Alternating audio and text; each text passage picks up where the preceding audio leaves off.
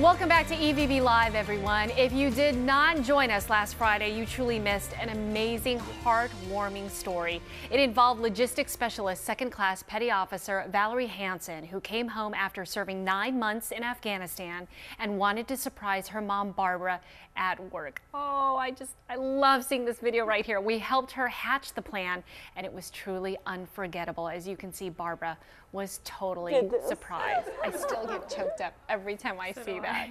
Valerie now joins us in studio. We want to welcome you. Thank you so much. Thank you very much. It's a pleasure. First off, I want to ask, so after we left, after we shot that huge surprise, what have you been doing from Friday on? Sleeping in, which I do anyways on my time off, but sleeping in, enjoying time with my mom and grandmother, and then a friend of mine threw a party for me over the weekend, so just enjoying time with close people. Yeah, have you gotten a chance to get out, eat Yes. at your favorite restaurants, all that good stuff? Yep, hit up Olive Garden, Fuddruckers, so I've been living the good life, that's for sure. What do you miss the most? Definitely the time with family, just home. And since I was born and raised in Arizona, I just love it here. I love everything about Arizona. So just enjoying family and being home. And what are you going to do for the rest of the week? See more family and yep, just see family and friends really and just relax. That's what this time is for me, is just being able to relax and kick back and enjoy the quality time. Yeah, I know you're going to have a big barbecue this weekend, so you're looking forward to that. We're really looking forward to seeing the rest of the family. Yeah. Well, Valerie, I know that you've heard the news about what has happened in Afghanistan over the weekend. An Army staff sergeant was accused of killing 16 civilians in Afghanistan, and most of them were women and children. So I want to get your thoughts on this, your reaction after it happened. But first, NBC's Brian Moore shows how the shooting spree is reinforcing anti-American sentiment. Secretary of State Clinton expressed the shock of the U.S. government. Awful. I can't even imagine. And she promised an American soldier will answer for the weekend shooting rampage that claimed the lives of 16 Afghan civilians. 9 were children, and some of the corpses were set ablaze. This is not who we are, and the United States is committed to seeing that those responsible are held accountable. The suspect, an Army Staff Sergeant deployed from Joint Base Lewis McChord in Washington State, is in U.S. custody. But Afghan leaders are demanding Afghan justice. The Taliban is calling for revenge, blood for blood. This threatens to reignite the violence that flared after the burning of Muslim holy books at a U.S. airbase. 30 people were killed, including 6 members of the U.S. military. The White House says President Obama still plans to get U.S. troops out by the end of 2014. Those objectives haven't changed. Let me be clear.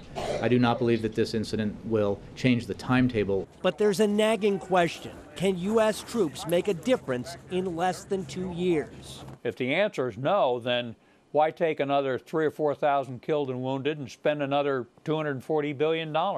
Even before the weekend incident, an ABC News Washington Post poll showed only 35% of Americans believe the war is still worth fighting. Brian Moore, NBC News, Washington. I actually want to ask you the question that Brian Moore raised in that story. Do you think that U.S. troops can make a difference in less than 2 years? I think we have made a difference thus far. Given the timetable, I can't really say. I can't give an opinion on that. But I believe we've made a huge difference, just seeing what we've done over there firsthand. And like Ms. Clinton said, the actions that are in the news of that recent attack, that's not who we are. Right. So when I saw that in the paper, it's disheartening. It's very sad. It hits you where it hurts. Because unfortunately in the media and in the news, there's a lot of bad things about the military that come up. It's never the good things. You don't hear about all the wonderful things we're doing over there. And so when you hear this kind of stuff, it's very hard to take, because that's not who we are. We do a lot of good in this world, and I think that needs to be shown more. But my thoughts and prayers are with not only the families of the ones that are injured over there in Afghanistan, the ones that were killed, but also to the family of the staff sergeant. My thoughts and prayers go out to them as well, because they've got to be dealing with some tough things now. So. Sure, because he was a father. He had 2 kids. Married, children, yeah. Right. So when you hear about, for instance, the burning of the Quran, and you hear about, the soldiers who urinated on the Afghans, Do you think that incidents like that they give your efforts, your sacrifice, what the troops are doing, all of that, a black eye? I think it does partially, maybe a little bit, because we do put so much into our job and we have a lot of pride and honor in what we do. So maybe a slight black eye, but I don't think it changes what we do or how we do things. We still go at it and go at it hard and serve our country like we're supposed to, with honor, courage, and commitment. But yes, it's things like that that just, we don't want other people viewing us as, wow, that's the military, or look what the military has done now. That's the last thing we want them to see. We want them to think of us as fighting this war and doing what we need to be doing and doing it right. Tell me some of the work that you do. Have you had some maybe personal relationships with any of those in Afghanistan? Well, as far as the local nationals go, I haven't had a lot of interaction with them because I was on the base in Kandahar at all times. So I didn't leave, so I didn't get any interaction with any of the townspeople or anything like that.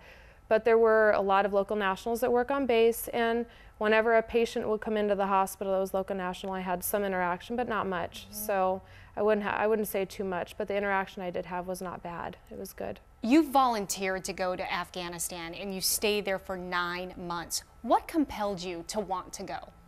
Well, it's the tour I did is called Individual Augmentee, an IA tour, and I've been wanting to do it since I joined the military. It's more or less of, I don't want to say we don't do anything because we do so many amazing things in the military, but just to feel like I truly make a difference and I did something amazing. So I volunteered for that. And not only for that, but whenever this comes up for somebody having to go, it's either you volunteer or the military will pick somebody. Right. So I just thought, why not myself go? I'm a single, I don't have any husband or children, so might as well be me rather than make somebody with a family go, because God forbid something happen, they leave behind a widow and children.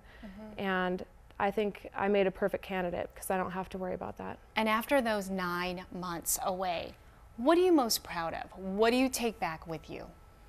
I think I did a lot of great things over there. I was able to go to bed every night knowing that, okay, I'm making a difference and I'm doing my country proud, as always, but just over there it really seemed to ring more true. And the friendships, I have friends I'll have for the rest of my life. And I know what I did over there, I did good, and I came back safe and sound, and I think that's the most important. Yeah, safe, sound, and you surprised your mother in truly a memorable way. We thank you so much for your time, for your sacrifice, everything that you've done. Good luck. I know you're leaving on Tuesday, next Tuesday, for Coronado. So Mom will she won't have to, be too far away. No more worries. That'll be wonderful. Valerie, thank you so much. Thank you very much. I hope we keep in touch. I sure will. Thank you very much. I appreciate it. Scott, over to you. We will continue to seek out those positive military stories just like Valerie's too.